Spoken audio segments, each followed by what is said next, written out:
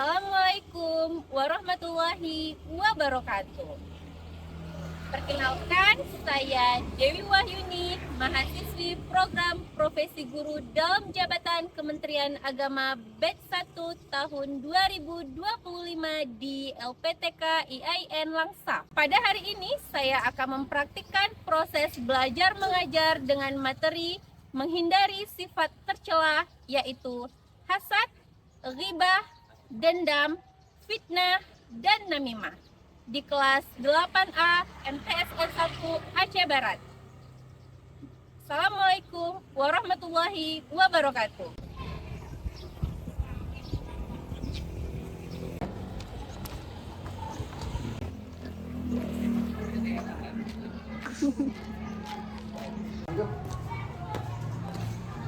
Assalamualaikum.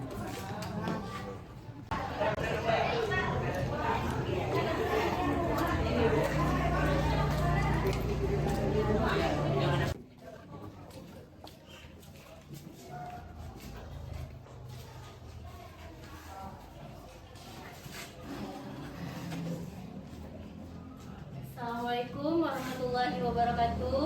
Waalaikumsalam warahmatullahi wabarakatuh. Kabar anak ibu? Baik.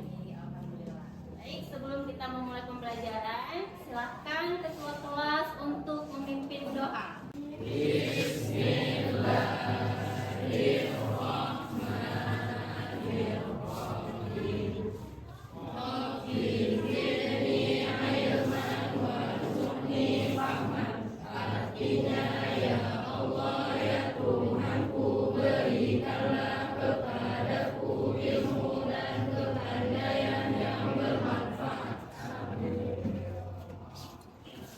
Semoga pembelajaran kita hari ini digunakan oleh Allah Subhanahu wa Ta'ala. Baik, Ibu ingin mengecek kehadiran kalian dulu hari ini. Afzal Rifki, Alifah, Amsyar. Hadir. Berarti yang tidak hadir hanya Putri Nur Soleha ya. Sakit. Semoga dia cepat diberikan kesembuhan sehingga besok bisa kembali belajar bersama-samanya. Sekarang kita menyanyikan lagu kebangsaan Indonesia Raya. Diharapkan kepada siswa-siswi untuk berdiri.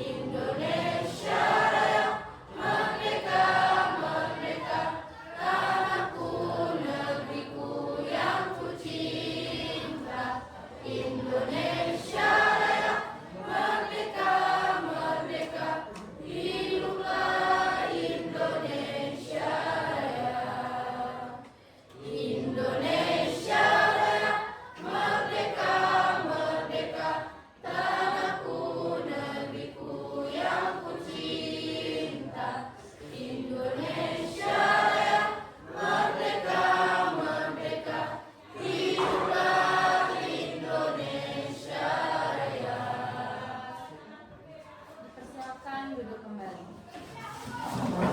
Ya, sesuai dengan kesepakatan kita di minggu lalu, hari ini kita presentasi bab baru mengenai materinya apa?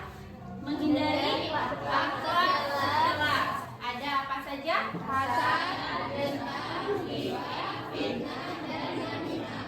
Ya, ada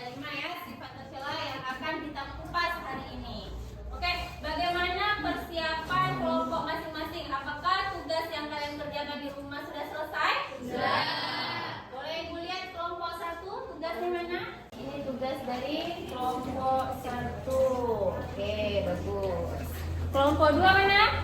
Ini gimana cara makainya? Diputar-putar ya? Oh iya, bagus. Kelompok 3. Udah siap? Ya. Coba ibu mau lihat dong, ngintip sedikit. Buka lah. Udah beres nih? Udah. Kayak spidol ya? Bagus sekali. Ada awan-awannya. Bagus. Kelompok terakhir apa? Nanima. Ada pintu apa nih? Pintu Doraemon. Ada rahasianya, oke. Berarti sudah selesai semua tugasnya. Langsung aja kita mulai presentasi kita hari ini. Ibu mau perwakilan dari kelompok 5, satu orang. Coba maju sebentar ke depan. Silakan Muhammad Fazan, tekan tombol yang ada di bawah ini. Kita lihat kelompok mana dulu, Pak Dimas. Panik ya? Kalau kelompoknya berhenti di hadapan ini, maka kelompok tersebutlah yang akan maju ke depan. Oke, silakan klik Abang Fazan. Ya, 1, 2, 3.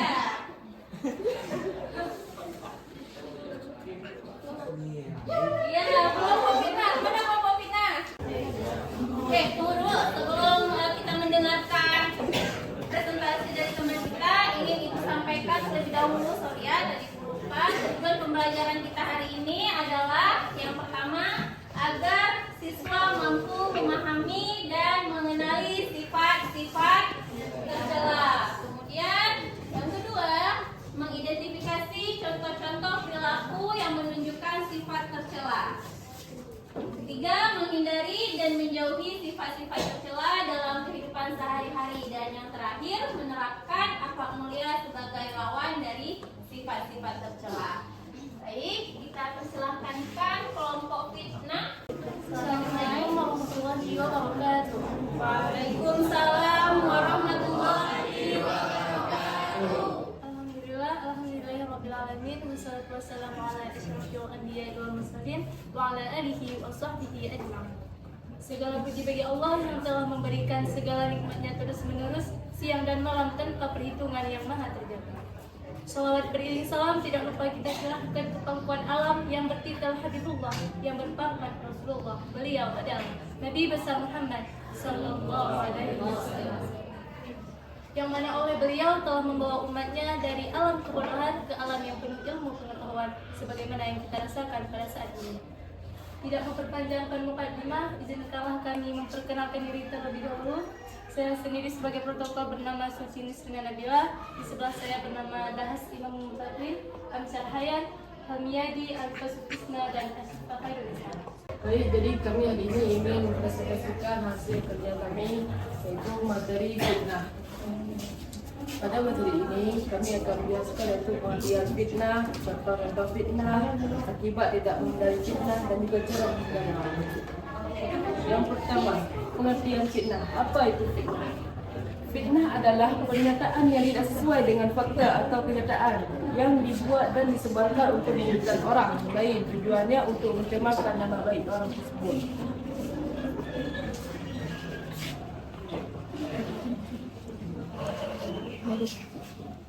Contoh-contoh fitnah. Fitnah terbagi menjadi tiga, yaitu menyebarkan gosip atau berita bohong.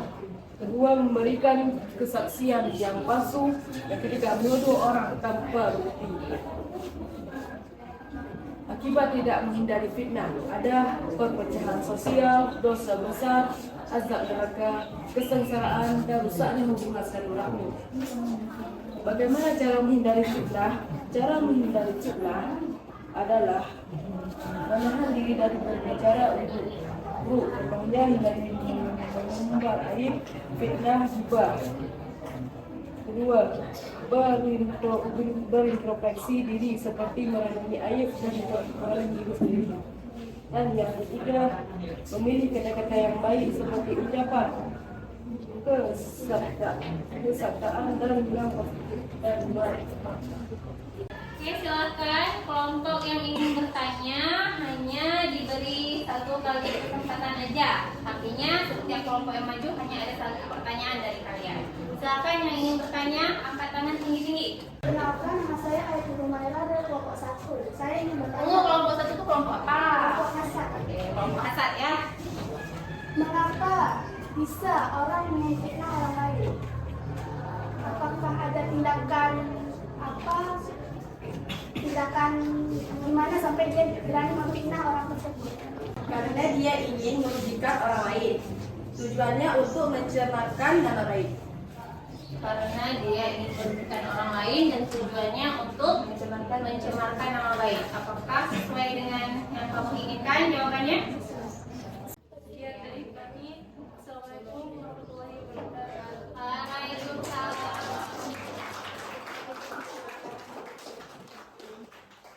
Assalamualaikum warahmatullahi wabarakatuh. Waalaikumsalam warahmatullahi wabarakatuh. Kami dari kelompok 2 ini mempresentasikan tugas kelompok dendam tentang dendam. 1. Dendam adalah api yang membakar dirimu sendiri dan tidak diketahui. Kutipan-kutipan ini mengingatkan kita bahawa dendam dapat merusak diri sendiri dan bahawa memaafkan dapat membawa kedamaian dan kebahagiaan.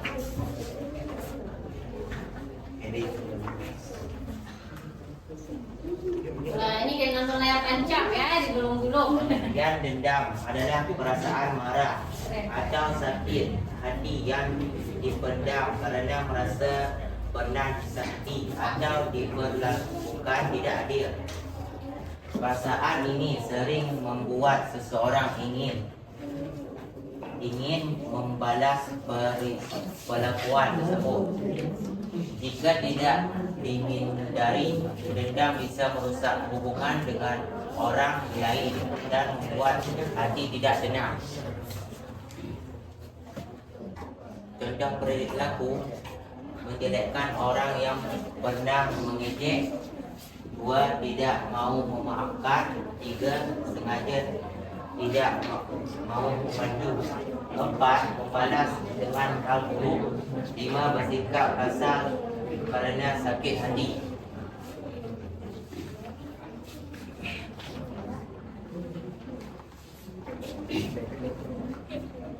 Okey, cara menghindari perilaku itu mendekatkan diri pada Allah agar hati tenang. 2. Belajar memaafkan kesalahan orang lain. 3. Berpikiran positif dan tidak mengingat hal buruk terus menerus. 4. Berbicara baik-baik untuk menyelesaikan masalah. 5. Mengalihkan pikiran ke halaman yang lebih bermanfaat.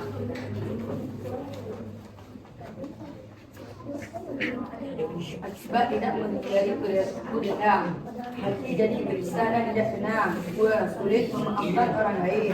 3. Merusak hubungan pertemanan. 4. Menimbulkan kebencian. 5. Bisa melakukan perbuatan buruk.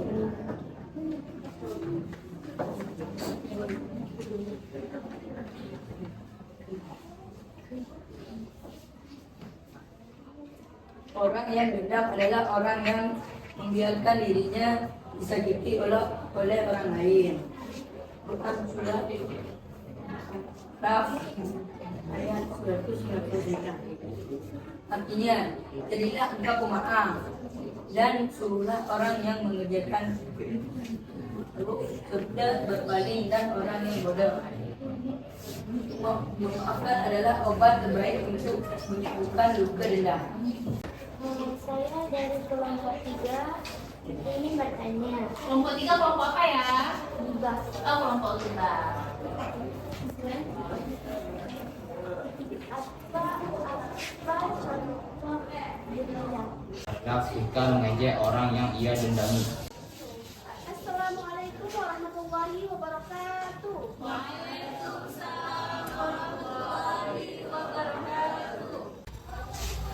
Pengertian hasad.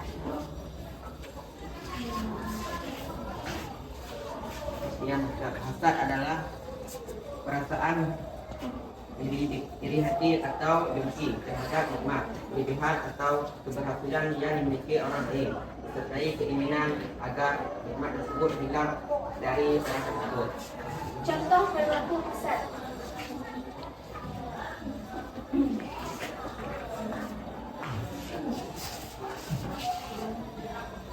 Contoh perilaku hasad: merasa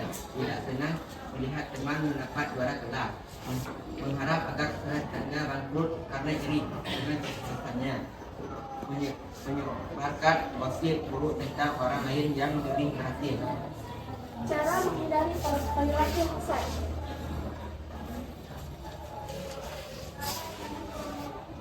Menanamkan rasa syukur atas nikmat yang dimiliki, membiasakan diri mendoakan kebaikan untuk orang lain, menguatkan iman dan memperbanyak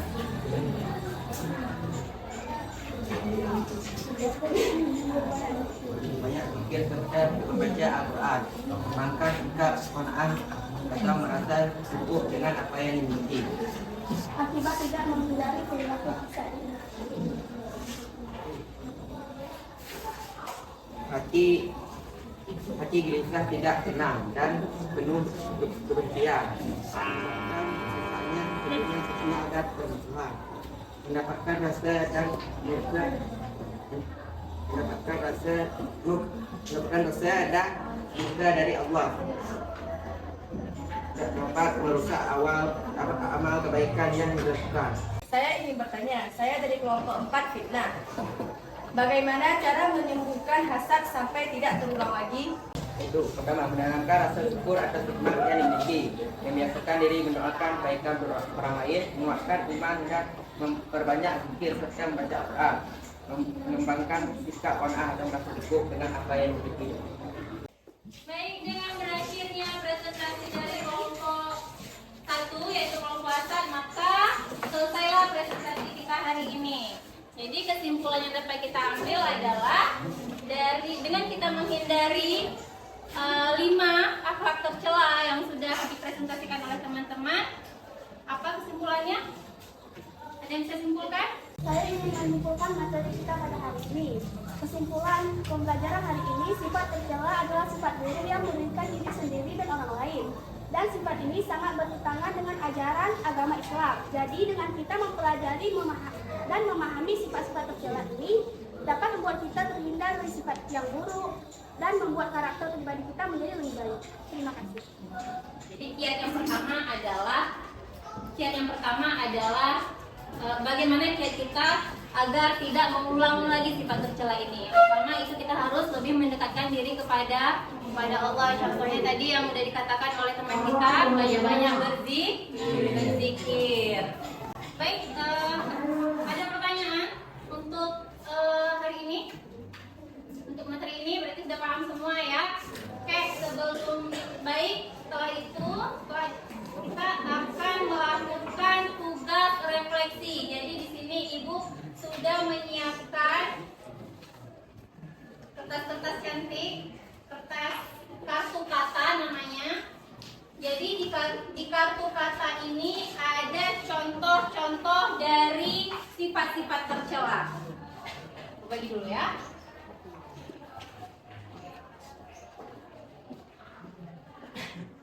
Di kartu kata ini ada contoh-contoh sifat tercela. Jadi tugas refleksi yang akan kalian lakukan adalah siapa cepat yang dapat menyusun contoh dari salah satu akhlak tercela, silahkan tempel ke depan, bebas ya, nggak harus kelompok hasad, susunnya contoh hasad, bebas. Oh, kelompok hasad mau gibah nih, silahkan.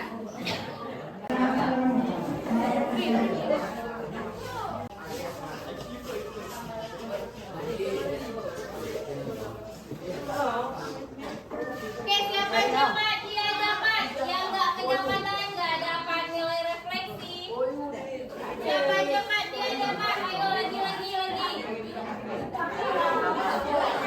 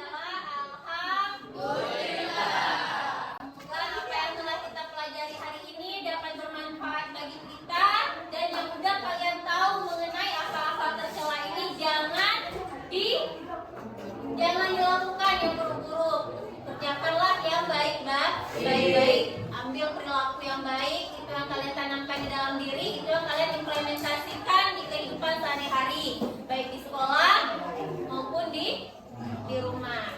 Untuk pertemuan selanjutnya di minggu depan, materi yang akan kita bahas yaitu adab bersosial media.